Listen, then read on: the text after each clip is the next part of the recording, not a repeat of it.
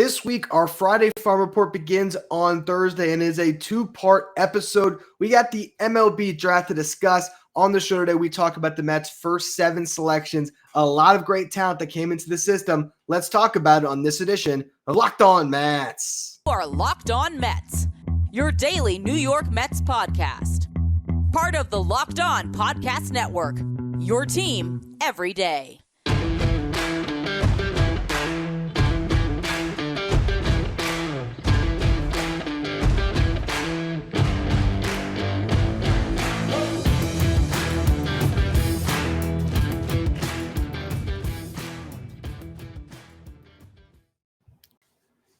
All right, MLB Draft Talk. This is Ryan Finkelstein, your host, joined by Jordan Grossman, our social media coordinator. And I'll be honest, I don't pay attention to the draft. Never really have. Once the prospects get in the Met system, that's when I start to pay attention. And this year, I've been on vacation. So really, outside of the first 2 picks, before even reading the names right now, knew nothing. That's why I have Jordan on for our Friday Farm Reports. He actually is one of the few people I know that does care about these guys when they're in high school. When he says he watched Mark Vientos play baseball in high school, he's not kidding about that. He actually is a prospect nerd. So thank you so much, Jordan, for joining me today. How excited are you overall with some of the names we're going to talk about today?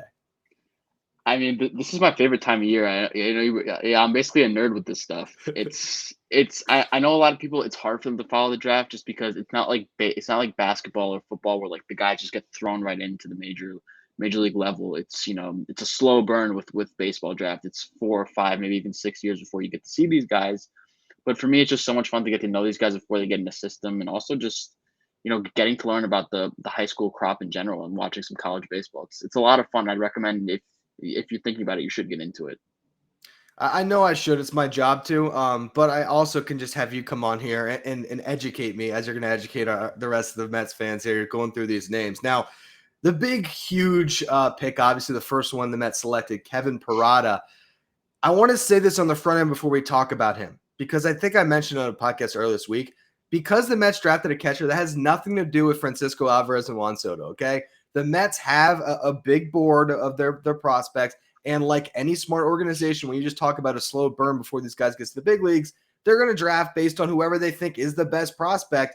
If at one day, 3 years from now, they have to figure out who's the starting catcher, Francisco Alvarez or Kevin Parada, they love to have that problem, and they'll get to that at some point. But this is a guy that was at Georgia Tech. I know he had some big numbers. What were your thoughts when he fell to the Mets and when they ultimately selected him?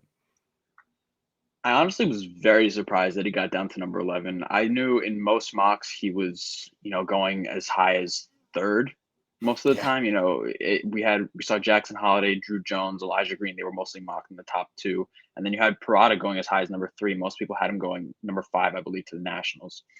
But yeah, Parada being at 11 was a big surprise. He was right there with Brooksley on my big board for best college bat this season. Really impressive numbers over at Georgia Tech. I think I have the numbers right here. He hit 361 with a 453 on base and a 709 slugging, which is good for a 1.162 OPS in 60 games, 26 home runs and 88 RBIs. 88 RBIs in 60 games. That's how good this guy was at Georgia Tech this year. I think a lot of people have some concern about him sticking behind the plate long term. I don't have those concerns really. I think he's athletic enough to stick back there. The pop time has to get better. The throwing arm, I think he only threw about 15% of runners this year, which isn't great. So he's going to have to get better at that, obviously. But when you look at the offensive potential, it's through the roof, and the Mets should be really excited about this pick, which I know they are.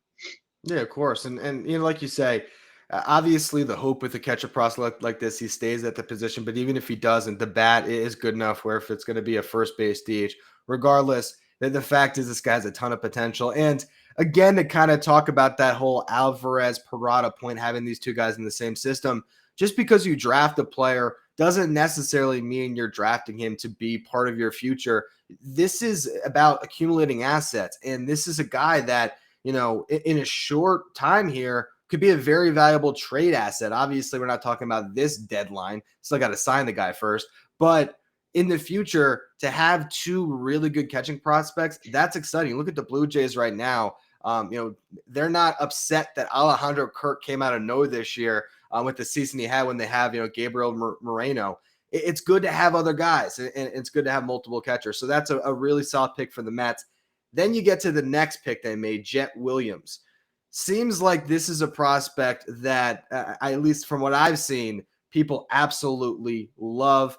Small guy, but a big game, it seems like. Oh, yeah, he's a small guy, but he packs a big punch. He's a really strong hitter. I think, he had a 60 grade hit tool, 50 grade power, which is, that could even grow even more. He's got sneaky pop in there. Doesn't swing and miss, hits line drives all over the field. Plus makeup. If you listen to the guy talk, he loves baseball. He's a baseball junkie. Just really, really fun player. I think if he was 2 inches taller, honestly, he would have gone probably top 5, top 7 in this draft. That's stupid. It is. He's Like- only 5'8", but it's so funny if you just know, because you see guys like Cedric Mullins, Mookie Betts, Jose Ramirez, short guys who they have success. I'm not comparing him to those guys, but he can be that type of player for you if he pans out the way you think he will. I don't even think that Jose Altuve, whatever they say his height is, I think he's shorter. Like, that guy looks like he's like 5'4", and he's had no problems hitting a bunch of home runs, having a ton of success. The size doesn't worry me at all. So what about the position? I know now, having listed at shortstop, is that something he's going to stay there, or could he be someone that could be in the outfield one day or anywhere else around the diamond? Yeah, so he's a guy who's going to be, I think, very versatile. He's mostly going to be up the middle. I think shortstop, second base, could even play the outfield. I was just listening to Tommy Tanis talk with Jacob Resnick and Joe DeMayo on their podcast, and he mentioned that they view him playing any of those 3 positions going to the future. So that'll be really fun to see if he can actually play center field. I think he's capable of it, but right now I think he's going to stick at shortstop. And I know people, it's just, you mentioned it with Parada and Alvarez. It's not a problem that Jett Williams is a shortstop and they have Francisco Lindor locked up for 10 years. If Jett Williams is good enough to make it up to the major leagues and he's still a shortstop, the Mets will figure it out. It's fine to have 2 good players at the same position. Here's the thing that I know growing up on any Little League team to travel baseball team to high school team I played on, the best player on the team played shortstop. When you get to the big leagues, that might change. And I think a lot of times you want to draft those shortstops because they are the best players available. And there's no problem with having a bunch of shortstop prospects. The Mets aren't just going to be trading Ryan Mauricio this deadline simply because they have Lindor. They would trade him because, whoever they'd be getting is more valuable to the team right now. So those are 2 first-round picks the Mets got. And as the combination of talent there, was there anybody else at either of those slots that you were a little bit disappointed the Mets didn't select?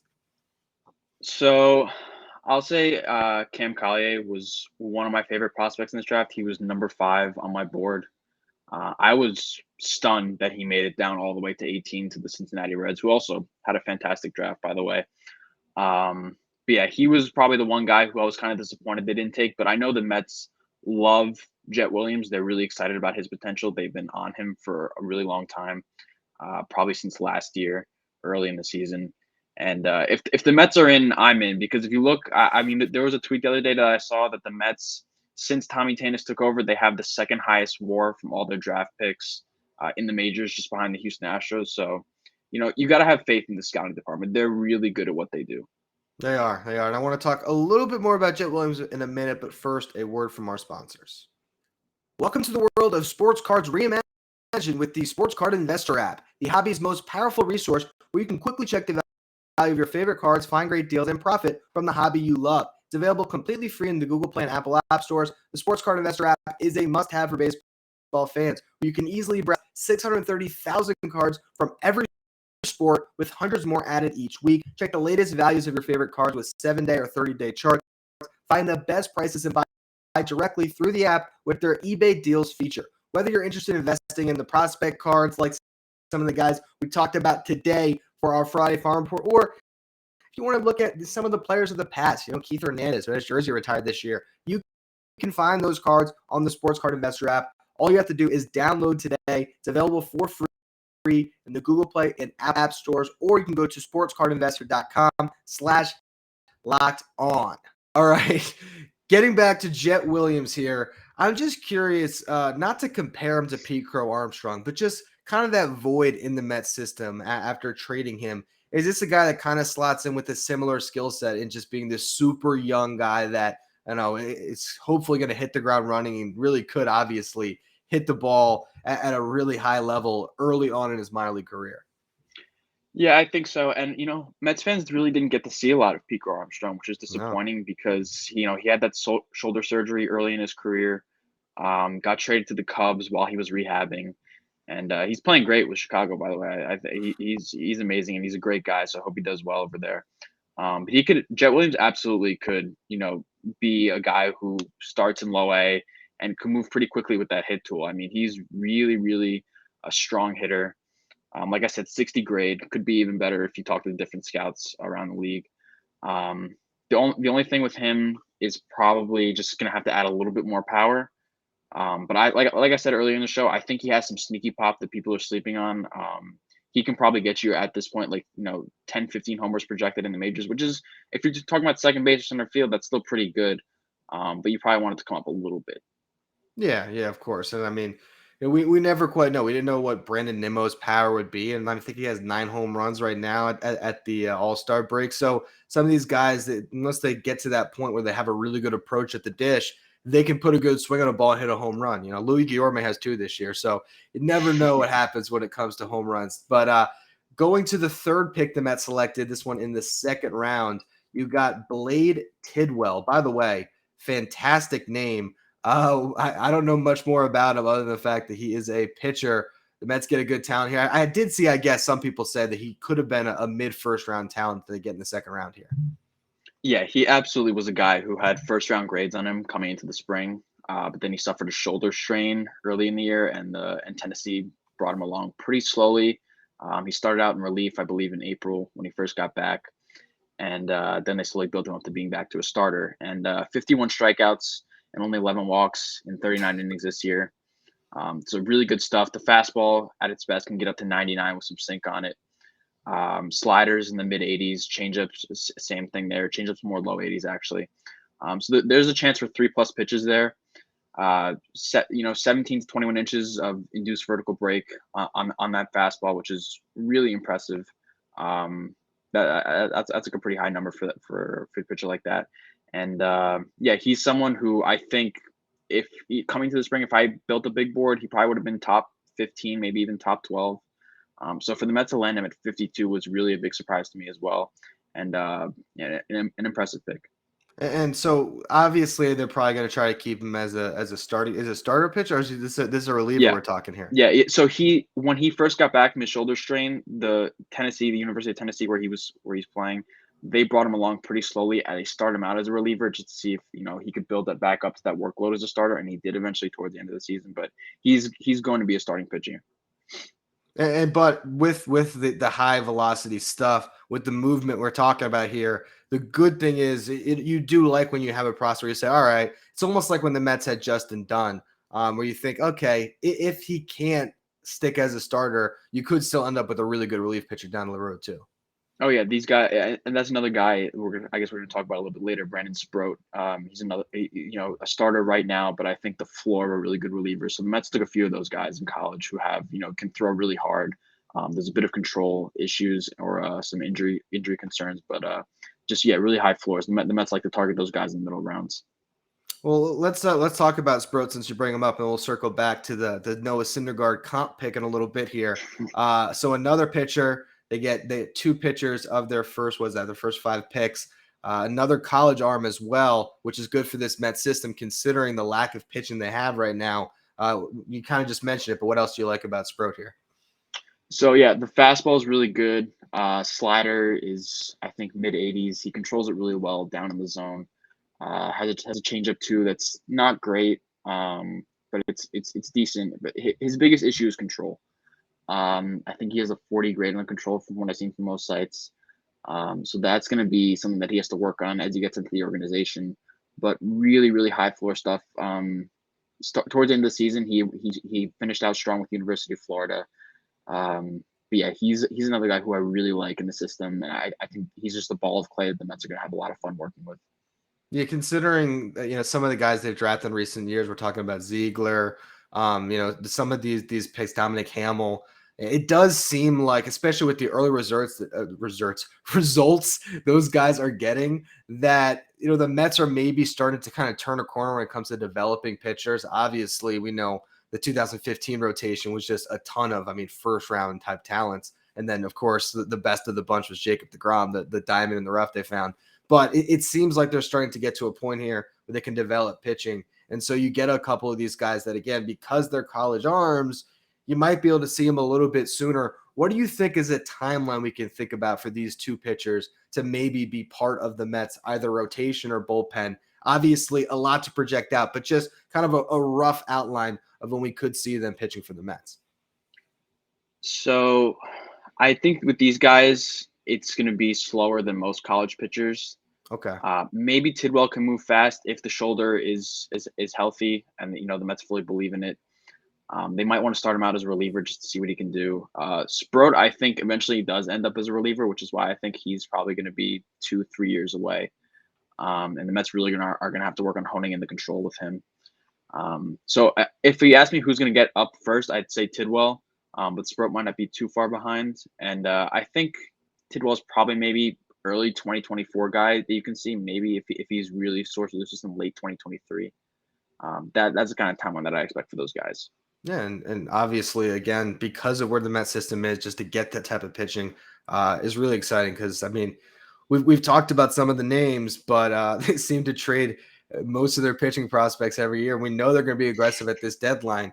We don't know exactly how aggressive, if they're going to shop in the really luxury market with a Juan Soto, or even if they pull off a trade for a Wilson Contreras, a Josh Bell.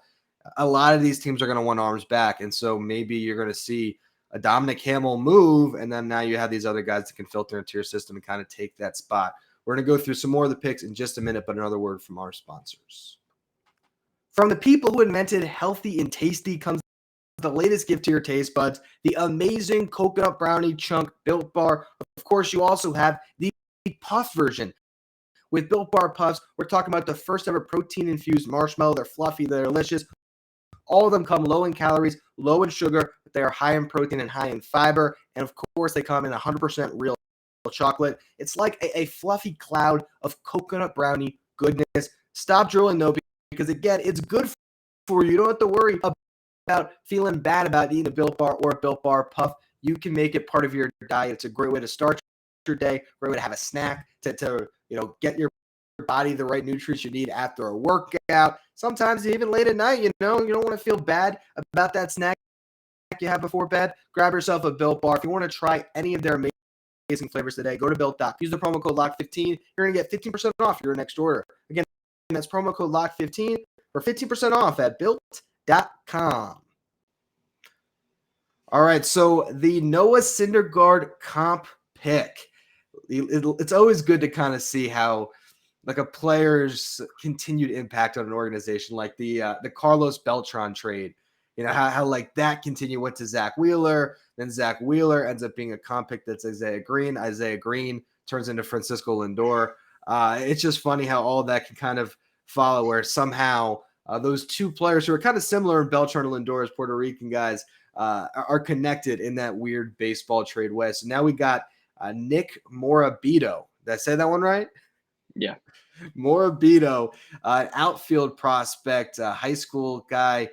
This is another guy that I think a lot of people are high on. What do you think about this selection here? I thought it was a pretty good one. The Mets are obviously really high on him. If they took him there at 75, I know he was more in like the late 90s, early 100s on a lot of lists. So a bit earlier than most expected, but obviously, the Mets, their big board is not going to be the same as all these prospect sites. I'm sure every team has very different big boards. So who am I to say that, stuff like that? But yeah, Morabito is a guy who's power and speed. I believe he had 32 extra base hits in high school this year, stole 52 bases. So really, really speedy guy. He actually played shortstop in high school, but the Mets announced him as an outfielder, and they said their plan is to use him in center field. So that's going to be interesting. Morabito said that he's planning on signing. I actually just read an article today that he told him, yeah, he is planning on signing. He's going to be with the Mets. He's very excited. So that's always great to hear. I know there's always assignability issues with these middle round high school kids who have strong commitments to their universities. But yeah, Morabito is a really impressive guy, and I'm excited to see what he can do in the system. Now you got a couple of guys. You got him, obviously, where I talked about Jett Williams, a couple of guys that potentially, could maybe be that center fielder of the future. The Mets don't have a ton of prospects that fit that billing right now. Alex Ramirez, the main one, who again, I'm sure is going to be potentially floated in trade talks depending on what the Mets do at the deadline. So that's why the draft is so important, because with this Mets team now and Steve Cohen, they're always going to be pushing to win now, which means like the Dodgers have done it, you're going to be active at every single trade deadline. If you're active at every single trade deadline, some of your prospects are going to go. You got to hit on these draft picks. You got to develop properly so you can keep filtering that system in and out so you can take advantage of opportunities when they come up. So it's good to see guys that have a lot of skills and tools that the Mets can maybe mold here to be really solid players in the future. We got a third base prospect here, Jacob Reamer in the 4th round, another guy out of high school. What did you think about this selection here? So this one, if they can sign him, obviously he's another tough guy who University of Washington, he's strong commitment there. I think the Mets are going to sign him. Most of these guys who get taken in before, the 10th round, high school kids, they are going to sign. Your team isn't going to draft you that high if they don't think you're signable. But he's honestly might be my favorite pick of this entire class for the Mets. It's 55 bat with 55 power, really impressive to all fields. Doesn't swing and miss a lot, but the problem here is no one really knows a defensive home for him. He's got a good arm, but third base, the feet aren't the best. It could be more of a first base DH profile, but the bat is really, really impressive here. So I think he's going to be a guy who can who's really going to open some eyes in the system. He's pretty impressive with his bat. Yeah, and so obviously that's always the first thing you wonder where you focus on. The glove is always kind of, all right, we'll see where you end up sticking them. And it can always change. I mean, there was a point I think people were saying similar things about Brett Beatty. Could he stick at third base? And he's done an incredible job, making himself a little more athletic and kind of, improving that footwork and getting himself to the point where now it's like, yeah, I think Beatty can actually be a pretty solid defensive third baseman at the big league level. So who knows? Maybe he sticks at third. Maybe he ends up elsewhere. Another looks like a high school guy in the 5th round, DeAndre Smith. What do you think about his chances to be an impact player down the line for the Mets? So DeAndre Smith's actually a college guy, USC. No worries. hey, this is why I have you on, because I read 4-year, what was that? 4-year sophomore. Yep, and I didn't see the high school. See. Yeah. You know what? That's why you have a draft expert on when you aren't one. All right. So inform me more about this college bat the Mets just picked up. So DeAndre Smith from USC, he's mostly a shortstop, but I think, long term he's going to be a second baseman. Tried to sell out he's mostly a contact guy, but he did try to sell out for a little bit of power this year. Hit 8 home runs, but struck out 44 times in 52 games, I believe. I think the Mets are going to try to get him back to that contact over power approach, which is he really thrived in. I think he hit in the high 300s over 20 games in his freshman year at USC. So that's the kind of player they envision him to be. But yeah, second base profile most likely, and someone who could be maybe I don't want to throw out this comp for a guy like that, like maybe a D Gordon kind of comp without the speed because he's more of an average runner, but just that hit over contact guy. I think he could be an impressive guy in the system. I'll be honest though, that comp doesn't excite me. Because I'm talking more early Marlins D Gordon, not the one that's currently playing in Washington. Yeah, because now if it's D Gordon without the speed, there's nothing there. Yeah, that's true. More about the bat than the speed. I'm talking about maybe a Jeff McNeil kind of profile. There you go. We like that a little better. I mean, D Gordon did win a batting title. He did also end up testing positive for steroids the next season, which was still, to this day, the most shocking steroid suspension of all time. Because he doesn't hit for power. Not only that, the guy that you're like, where did the muscle go? If you got, I think for him it was probably, and this is obviously me trying to theorize why a guy took steroids. I think it was maybe injuries and stuff. It was a lot of that early in his career, and he also was really up and down with the Dodgers. But yeah, that was still like, D Gordon tested positive. What? D Gordon, man. Well, there's a couple more prospects we want to talk about, but looking at the time, we're going to save that for tomorrow's show. Also, tomorrow we'll get into a little bit of a series preview as the Mets are about to pick up play again against the San Diego Padres. And, maybe Mark Fantos will be there. Maybe we'll touch on that on tomorrow's show as well.